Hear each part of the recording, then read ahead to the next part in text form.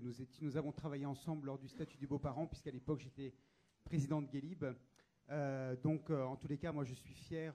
Aujourd'hui, je ne suis plus membre de Guélib. Je suis fier d'appartenir à l'UMP parce que, effectivement, je défends les valeurs traditionnelles de la famille.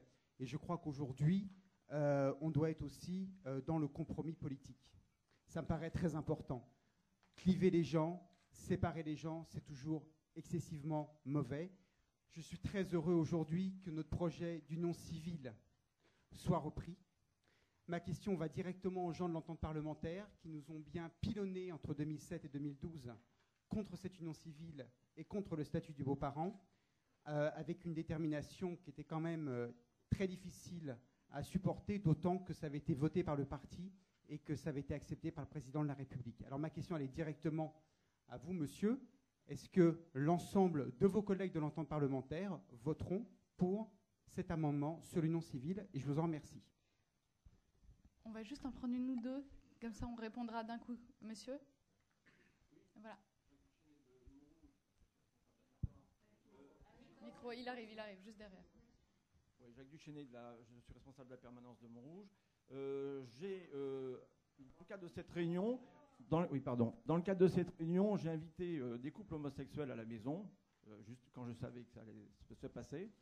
Alors j'étais un peu étonné parce que, en fait, les conclusions que je sais sur 3 couples, c'est qu'ils me redisent un peu ce qu'on a dit là, c'est que tout doit se faire mais en pensant d'abord à l'enfant et non pas, disent certains, à l'égoïsme des adultes. J'ai beaucoup apprécié. Et d'une manière beaucoup plus pragmatique, ils trouvent que le Pacs pour eux va bien, sauf ce qu'on a dit un peu avec le notaire. Ce qu'ils aimeraient bien, c'est avoir la transmission non surtaxée, on va dire, à l'autre, tout simplement parce qu'ils disent, comme un autre couple, on a marné toutes des journées de travail avec un salaire, chacun qu'on se partageait, etc. Et tout d'un coup, se sent dépossédé. Et je trouve que je suis de tout cœur avec ces conclusions. Merci. Merci. Madame? Oui. Bonjour à tous. Voilà, moi je vais commencer par une petite phrase ironique sur le mariage et la modernité. Moi je croyais que la modernité c'était l'union libre, à l'exemple de notre président. Donc c'est un peu ironique, mais je pense qu'il y a une vraie question de fond sur la cohérence entre des valeurs et quelque chose que l'on propose. L'autre question qui est un peu plus importante et qui concerne les enfants, qui me touche beaucoup, c'est que l'on met le principe de précaution à toutes les sauces et un petit peu partout. Et là, il s'agit des enfants et de leur avenir. Et je trouve que, voilà, on n'insiste pas assez sur ce fait-là. On ne sait pas exactement. Il y a des exemples qui sont extrêmes, je reconnais, qui sont pas bien sûr à prendre comme une finalité. Mais je pense que le principe de précaution pourrait être un petit peu plus appliqué. Merci. Voilà, merci poser beaucoup. la question. Deux questions et on répondra. Donc moi, je suis venue de Rennes aujourd'hui pour l'importance de cette convention.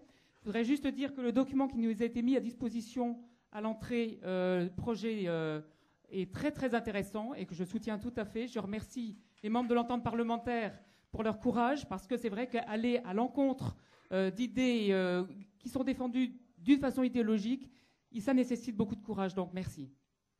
Est-ce qu'on peut donner le micro à la dame qui a le manteau blanc, qui lève la main depuis tout à l'heure? Merci Pierre. Oui.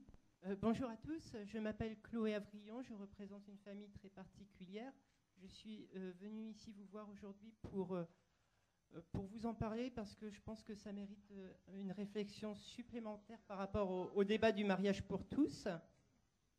Et donc voilà, en fait, je suis un homme, j'ai 3 enfants, j'ai changé de sexe, j'ai changé d'état civil et je suis restée mariée. Pourquoi ? Pour pouvoir permettre à ma femme de garder sa pension de réversion et aussi pouvoir garantir un tant soit peu le droit de filiation de mes enfants. Parce qu'à l'heure actuelle, c'est quelque chose qui n'est pas garanti par la loi.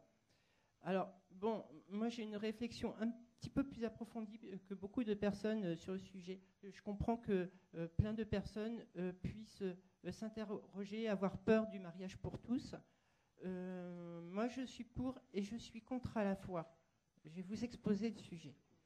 Dans mon cas, c'est vrai que changer d'état civil, ça demande, en général, on exige de nous de divorcer au préalable. en perdant cette garantie de droit de filiation pour les enfants, encore une fois, et le droit à la pension de réversion de la personne avec qui on a vécu pendant des années. S'il vous plaît, s'il vous plaît. Le problème du mariage, en fait, c'est que il accumule plein de choses. Il accumule un droit à la fiscalité, un droit à la filiation. C'est un amalgame, en fait, de plusieurs choses, le droit au mariage. Et ça, c'est véritablement un problème. Pourquoi ? Parce que c'est lui qui est générateur d'inégalités de droits envers les personnes, qu'elles soient hétérosexuelles ou homosexuelles, ou familles recomposées, ou familles monoparentales, comme l'a dit Madame la notaire, qui a beaucoup de problèmes à faire appliquer certaines choses. Donc, les solutions, ça serait de séparer ce droit de filiation, tout comme il faudrait séparer le droit à la procréation médicalement assistée, à la procréation pour autrui, au droit d'adoption du mariage. Ça, c'est une première chose. L'autre chose, ça serait soit accepter le mariage pour tous, effectivement, soit le supprimer pour tous, dans un souci d'égalité de droit. Merci beaucoup. Et oui, et oui, et oui. Merci, on va vous répondre. Je passe d'abord la parole peut-être à Xavier Breton. Oui, merci. Moi, ce que je voudrais dire tout d'abord, c'est qu'effectivement, on est à la fois sur des principes, des convictions, et on est à la fois sur des parcours, sur des situations particulières. Il y a la vôtre, il y en a d'autres. Et donc, à la fois, on exprime des choses qui sont fortes en nous, mais effectivement, je crois qu'il faut toujours faire attention à cette partie personnelle, où il y a des attentes, des besoins, des désirs, des souffrances, parfois des détresses. Je crois qu'il faut être très, très prudent. Moi, je voudrais simplement dire, par rapport à la question de notre position au niveau de l'entente parlementaire, entre 2007 et 2012, elle a été créée là uniquement en 2012, entente parlementaire pour la famille. Il existait auparavant une autre entente parlementaire, mais on n'a pas eu à combattre dans les années 2007 à 2012 quoi que ce soit. Ce que je veux simplement dire sur le statut du beau-parent, il y a effectivement un intérêt, un attrait, parce qu'effectivement ça permet peut-être d'encadrer les situations existantes, mais attention à ce que tous les droits qu'on va accorder à un beau-parent, ça peut être autant qu'on retire à un parent qui lui existe.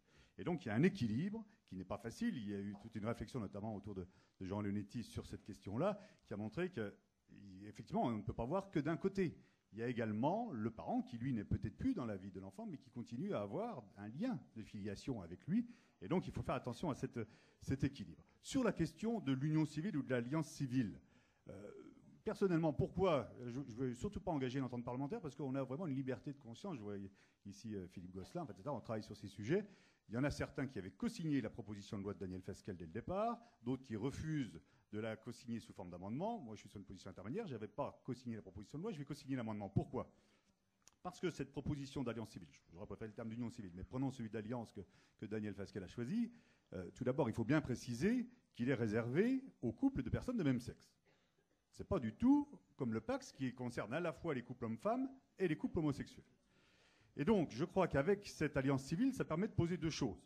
La première est de dire clairement que le mariage, le mot mariage, il est réservé aux couples hommes-femmes, parce qu'effectivement, dans le mariage, il n'y a pas la procréation, il y a simplement l'encadrement des conséquences de la procréation.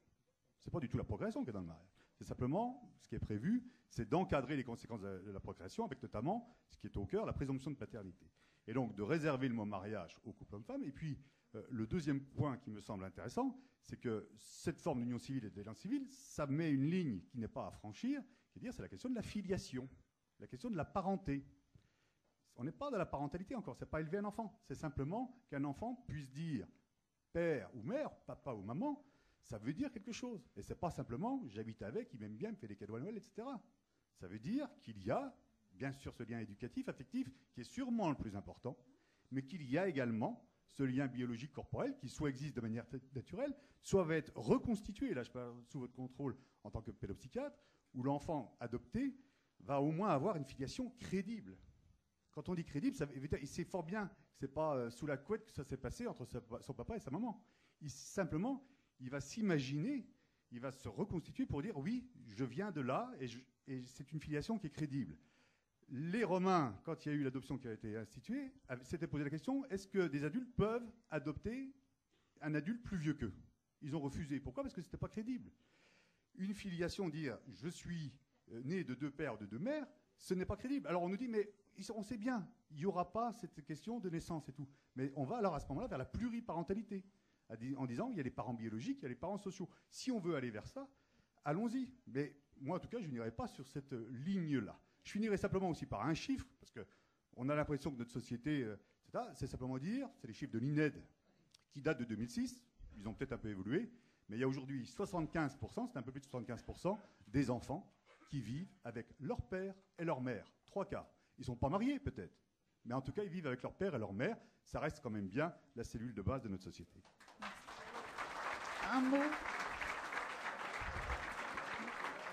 Un mot de Daniel Pascal, très rapidement. Oui, un mot très très rapidement. S'agissant du principe d'égalité qu'a rappelé Franck Riester, il faut faire très très attention parce que au nom du principe d'égalité, on risque de briser ce même principe et de violer certains droits. Au nom de l'égalité, comment dire non demain à des couples d'hommes d'avoir accès à la gestation pour autrui? Mais la gestation pour autrui, ça veut dire qu'on va payer une femme pour qu'elle porte un enfant dans son corps, enfant qu'elle va remettre au couple homosexuel, et sachant que de par l'adoption plénière, on va coupler définitivement la relation de filiation avec cette femme. Moi, ça me choque, et je trouve qu'on va trop loin. Or, si demain, on ouvre le mariage au couple homosexuel au nom de l'égalité, comment dire non au couple d'hommes dans l'accès à la gestation pour autrui? C'est la même chose, on parle d'égalité, mais aujourd'hui, si on accepte la double adoption plénière et la coupure avec la relation biologique, il va y avoir une inégalité entre les enfants qui auront, eux, le droit d'avoir un père et une mère et d'avoir un accès à leurs parents biologiques, et des enfants qui n'auront plus le droit définitivement d'avoir accès à leurs parents biologiques. Moi, ça me choque et je trouve qu'on va trop loin. Pour le reste, il faut savoir qu'il existe déjà dans le droit français de très nombreuses solutions. Voilà, le notaire qui est ici pourrait vous l'expliquer beaucoup mieux que moi, mais par exemple, il y a la question il y a l'autorité parentale partagée qui existe, et c'est le juge qui décide de l'autorité parentale. Au moment du décès de l'ami au masculin ou au féminin, il y a aussi des possibilités de placement, voire même des possibilités d'adoption, mais c'est le juge qui décide. Merci. Donc à la marge, je termine simplement là-dessus, mais à la marge, il y a sans doute à faire évoluer notre droit, par exemple en matière de droit des successions, mais il faut savoir que s'agissant de protéger l'enfant, le droit français est déjà un droit qui est très élaboré, donc faisons aussi connaître ces solutions et faisons confiance aux juges. Merci beaucoup. Et je laisse la parole, avant de passer à la seconde table ronde, à notre président de l'UMP et ensuite à notre vice-président délégué. Je vais être très bref, je ne vais pas reprendre du tout la parole longtemps, et c'est Luc Châtel qui va faire la transition pour notre deuxième table ronde. Juste très brièvement, 2 petites choses. La première, je trouve on n'entend pas, décidément. Bon, j'espère que là vous m'entendez mieux. Donc je vais être très bref.